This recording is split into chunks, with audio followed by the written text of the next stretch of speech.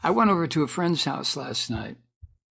The guy I've known probably the longest since I've been in Atlanta. Jack and I have been friends for, 47 years. At one time, we were partners in the concert production business. I've known Jack forever. And he's had a very good life. He's 7 or 8 years younger than I am. But he's had and continues to have a very good life. You've heard his wife. If you listen to Turner Classic Movies, or if you fly Delta, or a number of different avenues, you've heard his wife. His wife is the voice of Turner Classic Movies.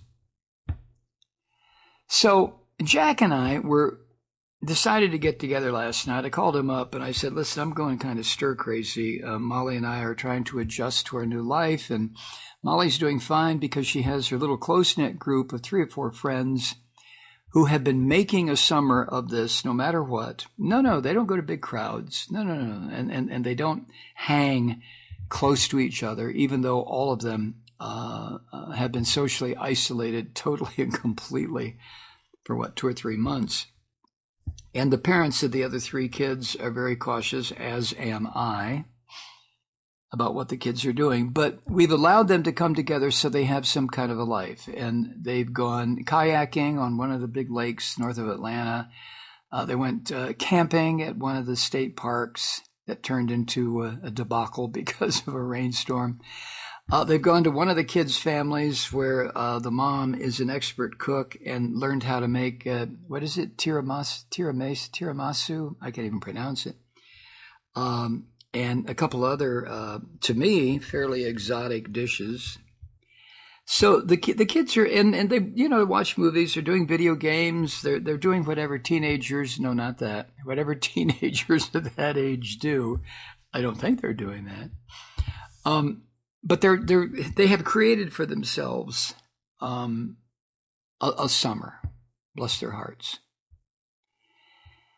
And so Molly was off with her friends last night, and I called Jack and I said, hey, listen, invite me over, man. I'm going stir crazy here. Because there's no place for a single man to go. There's nothing to do right now except just what? Wait? So I said, yeah, invite me over and pour me a nice glass of wine. And we'll sit in your backyard and chat. I haven't seen Jack in, 3 months because of all this. So 7:30 last night, I went over to his house, parked on the street, walked down the driveway to his backyard, and he had set up 2 little cafe tables about 7 or 8 feet apart. He's a beer drinker, and I'm not. So he had his 2 beers. He limits himself to 2 beers a night when he has dinner. He had his 2 beers sitting there. And sitting on my little table, there was this beautiful glass of the most beautiful velvet-colored wine. Oh, my God. Now, his wife understands wines the way I wish I did and never will. So I sat down at my little cafe table, waited for Jack to come out, and took a sip of the wine, and it was just wonderful. So after about 2-3 minutes, 5 minutes maybe, he came out, and it was starting to get dusk, 7:30, 7:45 here in Atlanta. It's still daylight, but it was starting to get into the shank of the evening, as they used to say. And so Jack finally came out, and he sat at his table, and I sat at my table. And we talked for a few minutes, just gossipy bullshit that, 2 people who have known each other for almost half a century talk about. And, family and how things fall apart, and yet things can come back together in different configurations and this and that. talked about the kids. He has a married son who lives here in the Atlanta area, and he and his wife just had 6 months ago had a baby. And of course, Jack and his wife haven't been able to spend a lot of time with the baby because of the coronavirus, but a little bit of time together. So, we talked about that, just guy talk. Talked about some of our relatives who don't live here, his siblings, my son and daughter-in-law, and this and that and the other thing. And after a few minutes, I said, this feels dumb as hell. I mean, you're sitting over there, I'm sitting over here. We're about 7 feet apart. I said, for Christ's sake, Jack, I know you've been hibernating here in your beautiful home for the past 3 months. And I certainly, I haven't been hibernating, but I haven't been around people at all. It's just been Molly and me. And we've been very careful. And he said, well, slide over closer then. So I did, about 2 feet.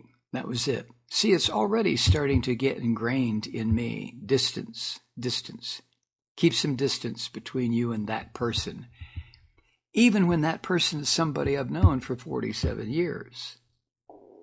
I mean, 47 years, that's a long-ass time to know somebody, right?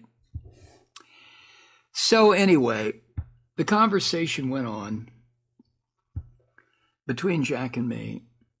He drank his beer and I drank my wine. And, after a while, I could feel that kind of warm glow that comes when you are drinking a glass of good wine, good red wine. And we chatted a little bit longer, and I thought, I guess it's time for me to go. I've got some things to do tonight here at our new apartment, Molly and my new apartment. And so we said our goodbyes. And, Jack and I have always had the habit of giving each other a very manly hug, when we see each other and haven't seen each other for a while, or when we're parting, say goodbye. A manly hug, where you kind of grip the other guy and whop him on the back a couple times, right? You don't dare hug in an emotional grip like you would with a female friend or like two women would. Oh, God forbid. So I started to move toward him to give him our manly hug goodbye. And then it occurred to me, can't do that anymore. At least not now. So instead of the manly hug, we just said our goodbyes and said we'd get together maybe next week. One of the last things I said to him is, hey, what are you doing for the 4th of July tomorrow? He said, nothing. Now, Jack and his wife and I and my spouse back in the day would get together on the 4th of July in a town that is part of the metro Atlanta area, but it's a hip little community. And I say that with great respect because it produces artists and writers and musicians and has a very diverse population. And usually on the 4th of July, at least for the past, decade and a half, we would all get together on the green behind the county courthouse. They have a huge gazebo behind the courthouse, huge green space, and always a band that would play on the weekends. And on the 4th of July, it would be the DeKalb County Symphony Orchestra, which is, it's not the Atlanta Symphony by any means, but it's a good orchestra. And they would play John Philip Sousa music and, Washington Post March and, I'm drawing a blank on some of the other titles, but, Sousa music, marching, brassy, patriotic music. And then the fireworks would go off. And the place was always packed. The whole green space, I can't guess how many people, 3, 4, 5, 6,000 people. On folding chairs with the blankets and maybe a picnic table set up and kids running around and balloons popping and hot as hell, Atlanta, Georgia on July 4th, hot and humid.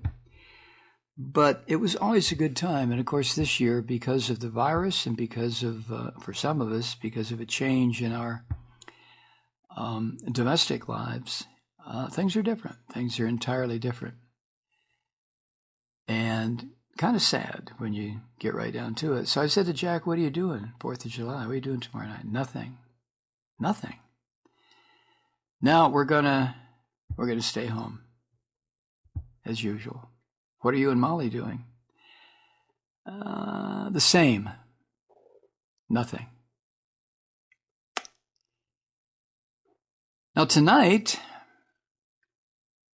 as you know, I think is it the Disney Channel, or not the channel, but there's a streaming service. They're going to do Hamilton. And of course, that's Molly's favorite all-time play. She saw it with her mother in New York with the cast, the real cast. Don't ask me how they got tickets, but they did. And she knows complete lyrics of that play, top to bottom. She has the lyric sheet, she has the book, she has everything. So she and one of her guy friends, not a boyfriend, but one of her guy friends, Molly has a bunch of guy friends. That's who, thank goodness she did, that's who helped us move. But she and one of her guy friends are going to come over tonight and watch Hamilton. And I said, okay, that sounds like fun. The other kids I guess they have some family stuff to do. So that's going to be 4th of July 2020. Well, actually, 4th of July is tomorrow. That's another thing Molly pointed out. She said, this is a year that so many holidays fall on Saturday, and yet our situation has changed so dramatically that it won't be like it's always been. And I said, yeah, I know. So with all the changes and overarching everything, this coronavirus, that really strikes fear in my heart. I mean, it does. Not so much for me, but, and I guess not so much for Molly, although we are both very extremely cautious. We're following all the guidelines we can follow. We get up very early in the morning to do our 4-mile walk, 4.5-mile walk now. Molly keeps extending it. And there are very few people out in the area that we walk in now. But other than that, and Molly's little circle of friends, we're not doing very much. And it just feels so otherworldly, so almost surreal. Like, what happened to our lives? What happened? For Molly, this started back in March when all of a sudden they closed the schools in Tony, and it was for 2 weeks for deep cleaning. Right. And here we are, 4 months later. We don't know if the schools are going to open in August or September or at all.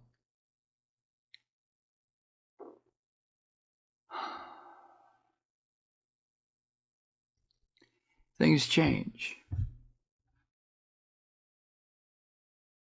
Hi, Truth Seekers. Mike Malloy here. As you know, we've switched formats and are now broadcast exclusively on the Progressive Voices Network. So that means you get fewer program interruptions, no corporate commercials, and lots of profanity. But our format change also means some of our radio listeners no longer hear the program. It's been a while since I mentioned our podcasts, so you may have forgotten that there is a way to listen to this program anytime you need a good dose of screaming. Visit MikeMalloy.com and subscribe to our podcasts. You have your choice. You can listen to The Ranting with the audio podcast, or listen and watch me lose control with a video podcast subscription. As a podcast subscriber, you can download the program to your mobile device and take me with you wherever you go. And if you have a friend who needs a dose of truth-seeking, you can give a gift subscription as well. That's MikeMalloy.com and never miss a minute of the uncensored fun and frivolity.